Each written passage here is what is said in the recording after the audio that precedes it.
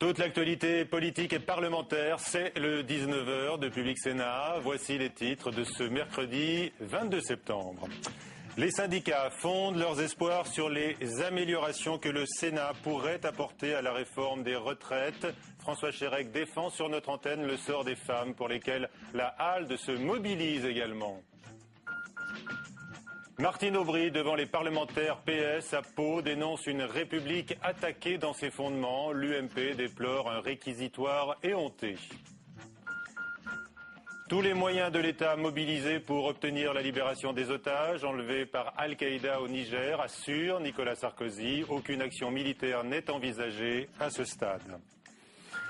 Notez les invités politiques du 19h, le sénateur centriste Jean Arthuis et le sénateur UMP Alain Vasselle, qui suit notamment de très près la question des retraites et qui pourra répondre sur notre antenne au secrétaire général de la CFDT que vous avez pu entendre il y a un instant dans l'émission Preuve par 3. Première perturbation attendue dès ce soir dans les transports à la veille de la 3e journée d'action contre la réforme des retraites.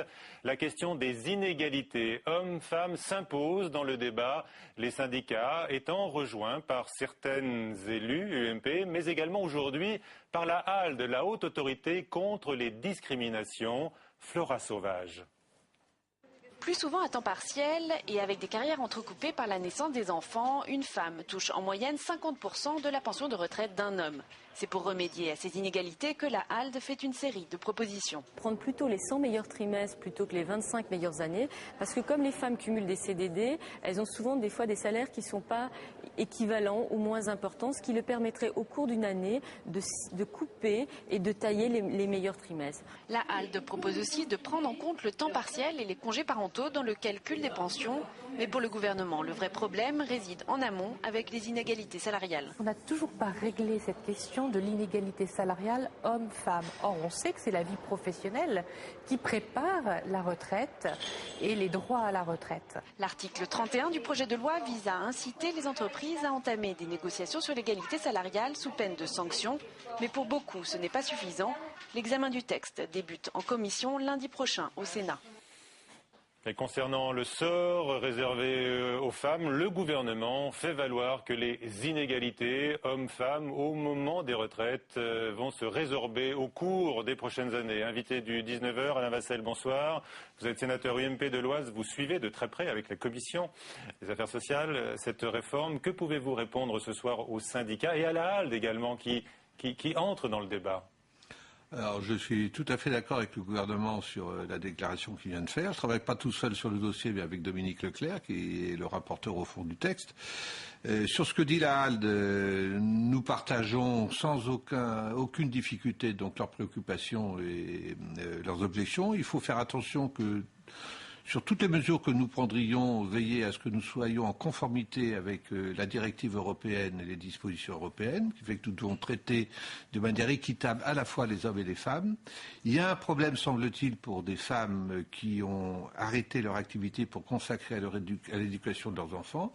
Il ne faut pas qu'elles subissent une discrimination, un effet discriminatoire vis-à-vis des autres, hommes Donc, et vous avez autres étudié femmes. les solutions Nous possibles. allons regarder quelle est la mesure ciblée que nous pourrions prendre pour ces femmes. Aujourd'hui, nous n'avons pas suffisamment d'éléments d'expertise pour ce faire. De toute façon, il n'y a pas le feu à la maison parce que les besoins financiers qui seront nécessaires le seront qu'à partir de 2016.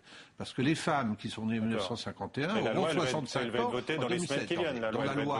Dans la loi, on affichera la nécessité de trouver une réponse à ces situations spécifiques, mais les mesures effectives seront à prendre dans le cadre des PLFSF qui viendront.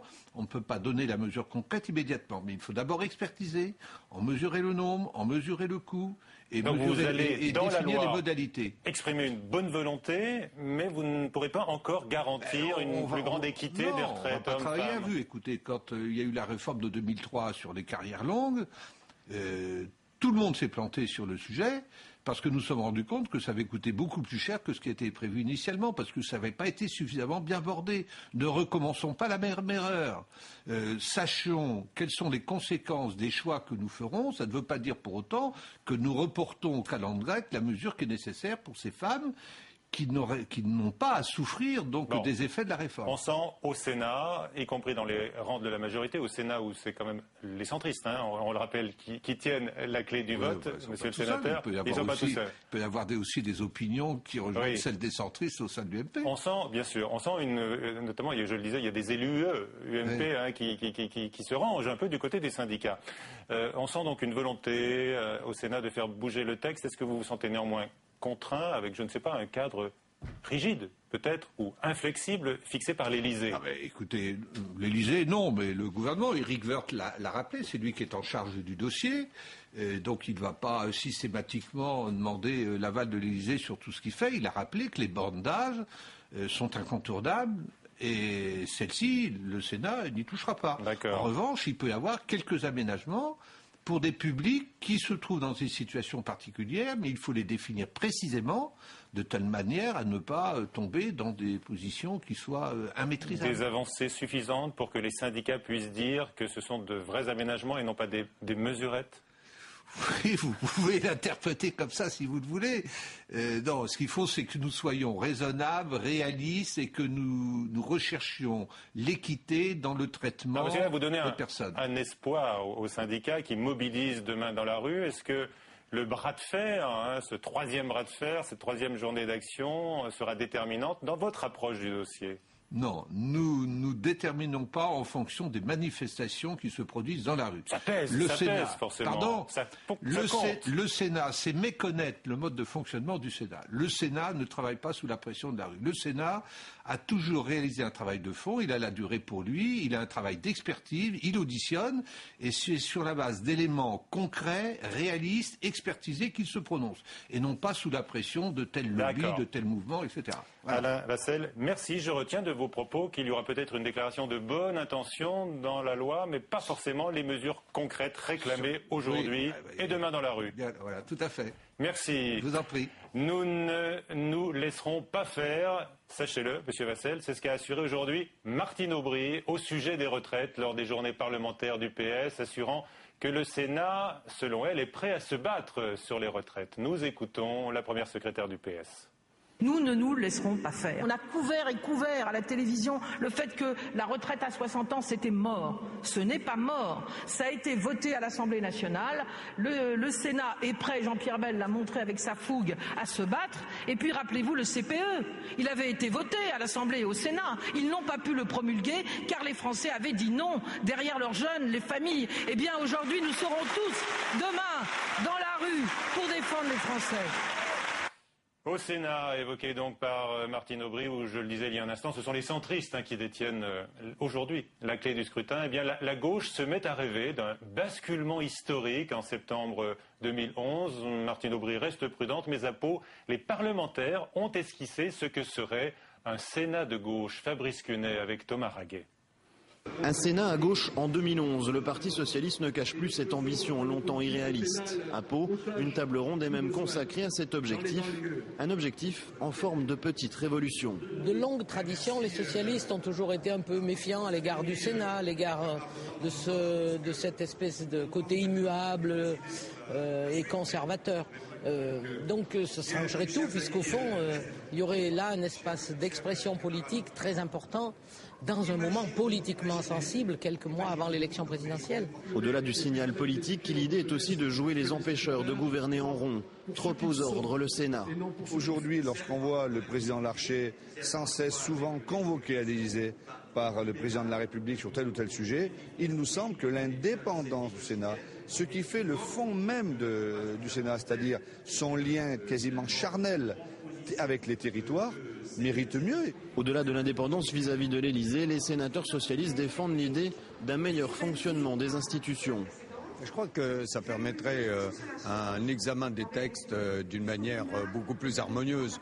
Il n'y aurait pas ce que l'on a constaté pendant des années, notamment en période d'alternance, ce blocage, ce repli de tous les conservateurs sur le Sénat pour empêcher le changement. Mais ce n'est pas fait. Le calcul paraît simple. L'opposition doit gagner une quinzaine de sièges. Les résultats aux dernières élections locales permettent tous les espoirs. Pourtant, à Pau, dans l'état-major de Solferino, certains se montraient pessimistes. Le poids de l'histoire, peut-être. Des coups de feu ce matin devant un lycée de Thiais dans le Val-de-Marne. 2 personnes ont été interpellées au cours de cette rixe aux circonstances encore mal définies. Les maires des grandes villes de France se sont retrouvés aujourd'hui à Paris pour débattre et parfois avouer leur impuissance face aux nouvelles formes de violence. Paul Sansfourche. C'est un cadre luxueux, celui de la mairie de Paris, qu'ont choisi les élus locaux pour parler sécurité. Un contraste saisissant avec les témoignages de maires confrontés à une réalité sociale plutôt sombre sur le terrain. À la tribune, le maire de Sevran en Seine-Saint-Denis, il est venu rappeler l'urgence qui règne dans les banlieues. Nous, on est en lutte contre le crime organisé. Dans certaines villes, il y a le trafic qui a explosé et que ça devient extrêmement compliqué. Ensuite, il y a un délitement parce que l'État intervient moins. Et donc, il faut que l'État réintervienne avec des polices territorialisées ou autres à discuter. En tout cas, il faut débattre. Augmenter les moyens pour une présence policière renforcée dans les quartiers sensibles. Mais avec l'augmentation des agressions avec violence, les membres de la majorité plaident, eux, pour une politique de fermeté et un traitement judiciaire mieux adapté. À un moment donné, il faut que les peines soient dissuasives. On peut constater qu'un certain nombre de peines prononcées à l'encontre de délinquants ne sont en rien dissuasives. Si on en reste juste à des garanties juridiques à l'exclusion de tout résultat, eh bien les politiques que nous menons les uns et les autres s'épuiseront. Une opposition droite-gauche sur les questions de sécurité que Michel Destot veut lui dépasser. Le président de l'association des maires des grandes villes milite pour un débat consensuel en organisant au plus vite un Grenelle de la sécurité. Il ne faudrait pas faire, notamment de ce problème de la sécurité, un enjeu des prochaines élections présidentielles, car au lieu d'avoir, au fond, prise de responsabilité commune, on irait au contraire au délitement de ce pacte social et républicain qui est si nécessaire pour redonner confiance à la population aujourd'hui. Un Grenelle de la sécurité pour dépassionner le débat sur la sécurité en France. Pour l'instant, l'idée reste sans réponse du gouvernement. 3 Français ont été enlevés après l'attaque de leur navire au large du Nigeria, le Bourbon Alexandre, bateau de logistique déployé près des puits de pétrole offshore, a fait en effet l'objet ce matin d'un assaut de plusieurs canots rapides. Tous les services de l'État sont mobilisés pour obtenir la libération des otages français retenus au Mali. Déclaration de Nicolas Sarkozy ce matin au Conseil des ministres. La France a authentifié la revendication d'Al-Qaïda et attend de connaître maintenant les revendications des ravisseurs. La suite du 19h, tout de suite, avec notre invité Jean Arthuis.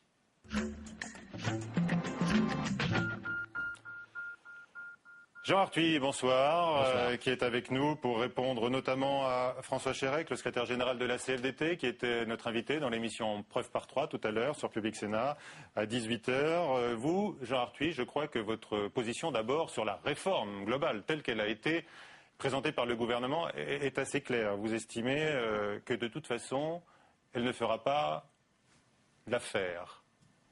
Le compte n'y est pas. Cette réforme va permettre de réduire le déficit de financement des retraites, du régime général, des régimes spéciaux, mais le compte n'y est pas puisqu'on sait d'ores et déjà qu'entre 2012 et 2018, sur des hypothèses macroéconomiques plutôt optimistes, notamment sur la baisse du chômage. Oui, il y aura au moins 62 milliards de déficit. C'est pour ça que vous parlez de colmatage à travers ce texte. Oui, c'est vrai. Alors, ce qui est fait va dans le bon sens, mais je pense qu'il manque la ligne d'horizon, le régime de retraite vers lequel il faut tendre. C'est un régime qui doit être plus transparent, plus juste. On est là au cœur de la solidarité entre les générations. Vous proposez un tout autre système, mais là, il n'est pas au programme. Je souhaite en effet qu'on mette en programme la mise en extinction pour préserver la répartition, mais qu'on mette en extinction les régimes spéciaux, les différences entre les régimes de fonctionnaires et les salariés du privé. Je pense qu'il faut aller vers un système à points, comme il existe, pour la GIRC, l'ARCO et les professions indépendantes. Pour la retraite complémentaire. Absolument. Alors Jean Arthuis, vous trouvez bien des faiblesses à la réforme des retraites telle qu'elle est présentée par le gouvernement, mais les syndicats lui trouvent d'autres faiblesses, et notamment ils dénoncent une inégalité frappant notamment les femmes. En tant que sénateur centriste, vous savez que vous êtes très attendu par les syndicats. Est-ce que vous pourriez quand même aménager ce texte vers plus d'équité, oui ou non? C'est vrai que pour les femmes et l'Observatoire des retraites en a fait le constat. Oui.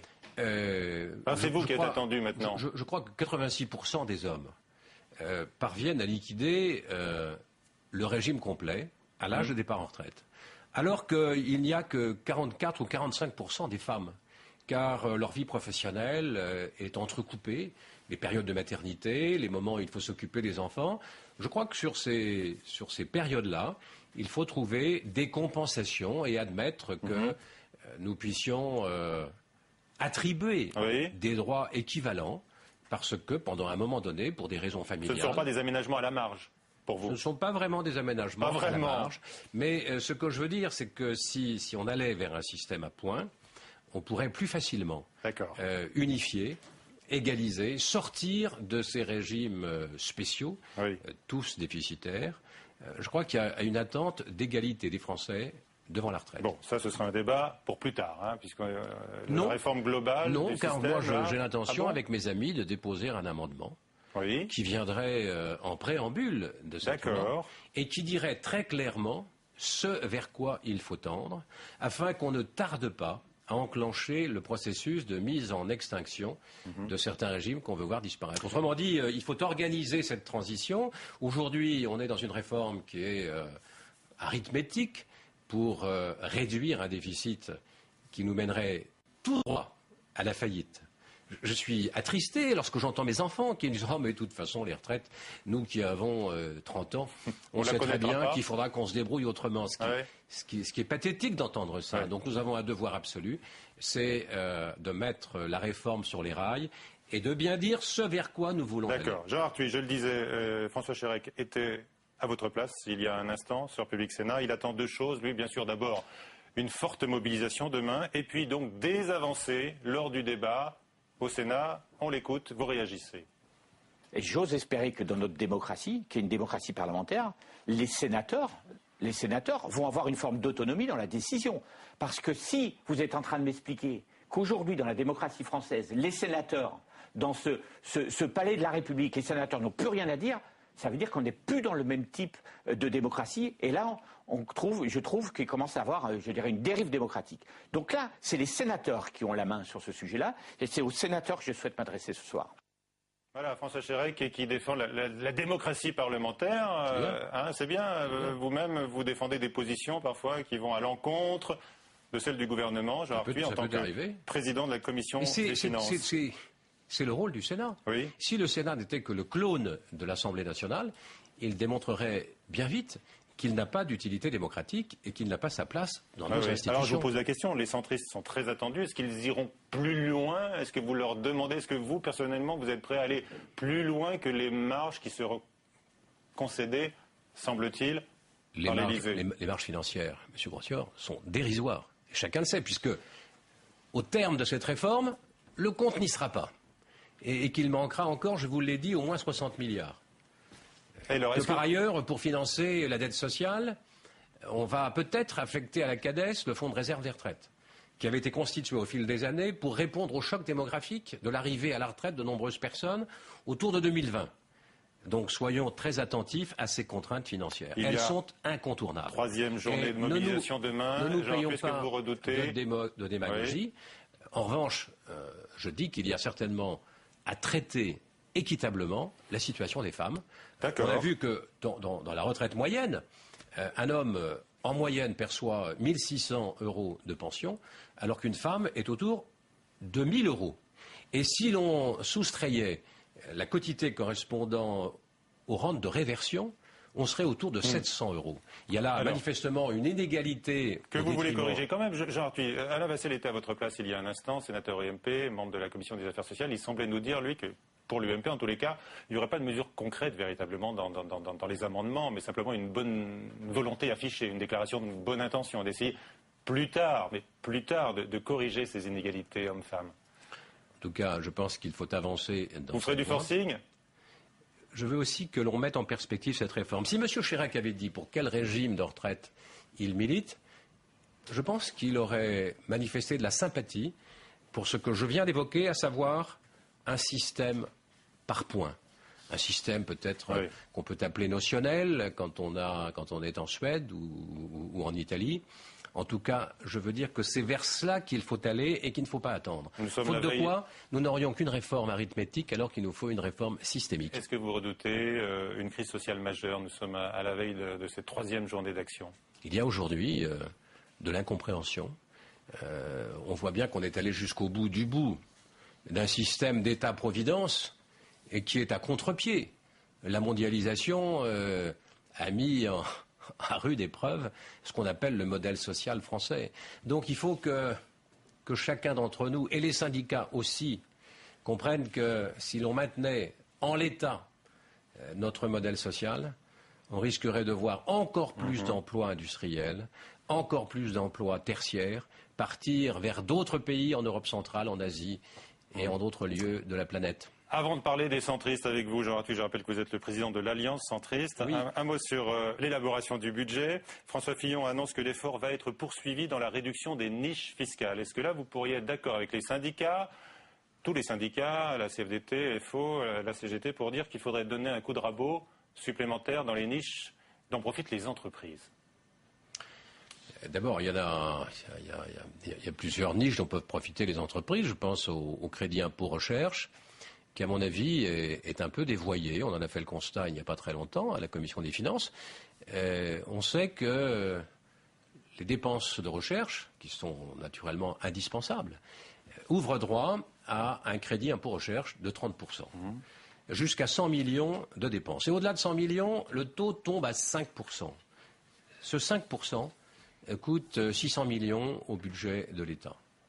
Est-ce indispensable de maintenir une contribution si modeste?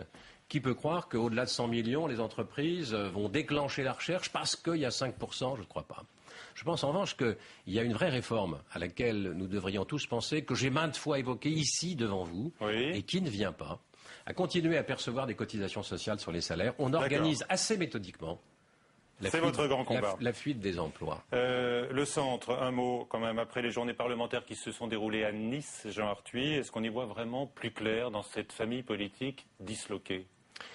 Je pense que la conscience de la nécessité du rassemblement de tous les centristes progresse dans les esprits. Et que nous allons avoir de belles occasions de témoigner de ce rassemblement. À l'occasion des textes que vous évoquez, la réforme des retraites, le budget, le combat contre les niches sociales, le bouclier fiscal, l'abrogation... Et puis 2012. Ça viendra après. Oui. Et puis nous aurons des élections cantonales au mois de mars 2011, des sénatoriales au mois de septembre 2011. Je souhaite que tous les centristes, sans exclusive, se retrouvent. Y compris François Bayrou, qui se recentre selon vous, mais vous l'avez noté, qui a voté contre la réforme des retraites. Hein. Oui, c'est peut-être pas ce qu'il... Je crois qu'il l'a fait en prenant en compte l'injustice faite aux femmes pensionnaires. Voilà, on en parlait. Jean Arthuis, merci beaucoup de votre présence parmi nous. Ce soir, la suite du journal, nous évoquons les menaces terroristes, vous le savez, qui visent la France, menaces réitérées, semble-t-il, d'après des informations en provenance d'Algérie. La vigilance extrême s'impose à l'intérieur des frontières, répète donc l'exécutif par la voix de Brice Hortefeux notamment, un ton jugé trop alarmiste par une partie des politiques, Aurélien Romano. Un attentat dans les prochains jours en France, c'est ce que confirme ce matin le directeur de la police nationale. À notre connaissance, AQMI n'a pas les moyens de faire un attentat spécifique, nucléaire, radiologique, biologique. Donc ce sera probablement, on peut s'y attendre du moins, un attentat un peu plus classique avec une bombe. Ces propos font suite à ceux de Brice Hortefeux, jugeant lundi la menace réelle.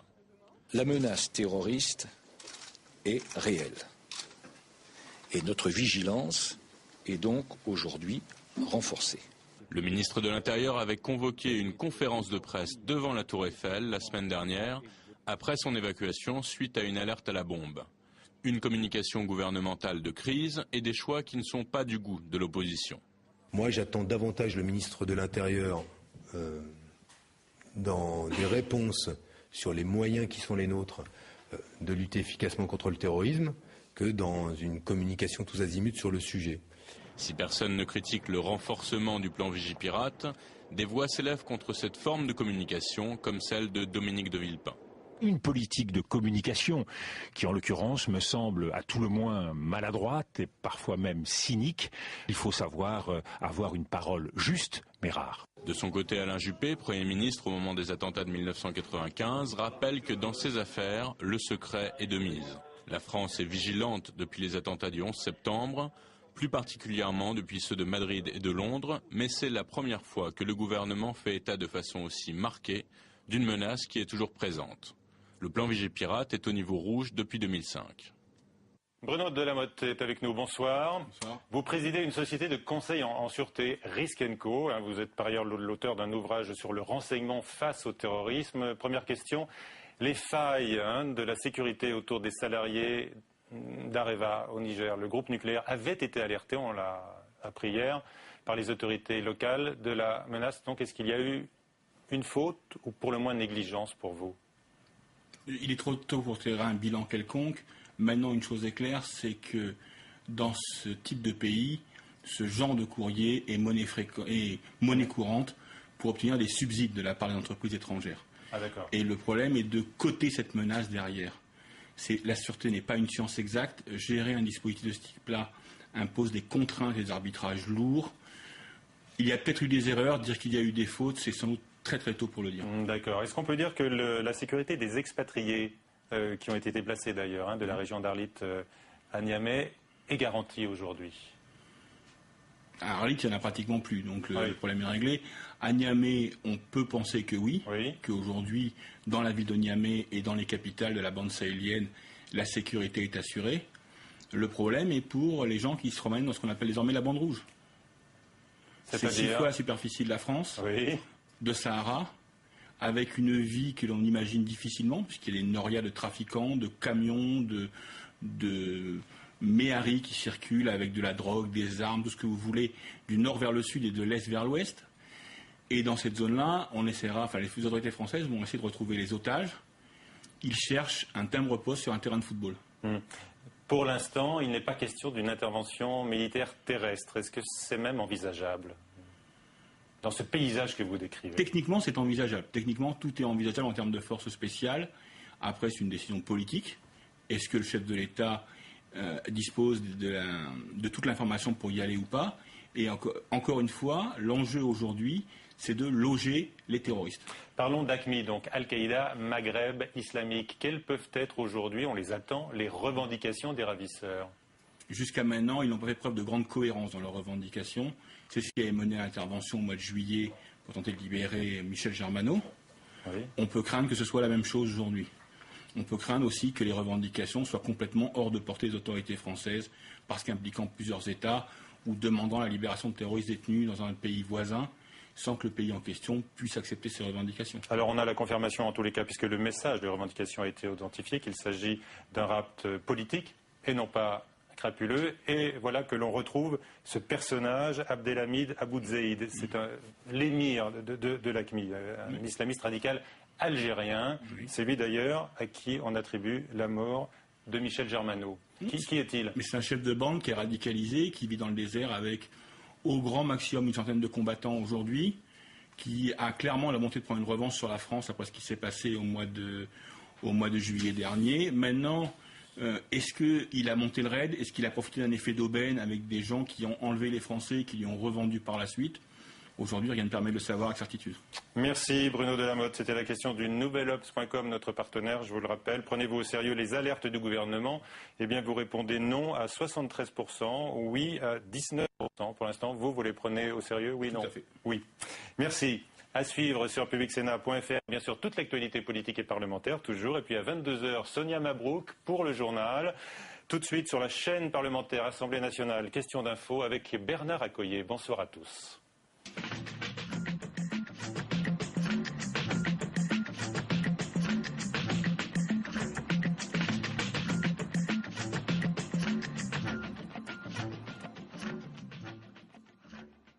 Moi, je ne songeais pas tellement à l'enseignement. Je sais que j'avais un goût assez vif pour la vie, la campagne, la vie à la nature. Et je sais qu'à un temps, je songeais plutôt aux eaux et forêts, par exemple.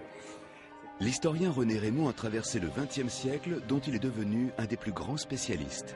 Il siégeait à la fois à l'Académie française, dans les amphis de Sciences Po Paris et sur le petit écran lors des soirées électorales. C'est la première fois depuis 23 ans qu'un homme politique se permet de porter un jugement sur mon objectivité. Pour cerner cette grande personnalité, Marc de Souter est allé sur ses traces de Lons-le-Saunier à la Bibliothèque nationale, en passant par le Vatican. René Raymond à cœur battant, vendredi à 16h45 sur Pub.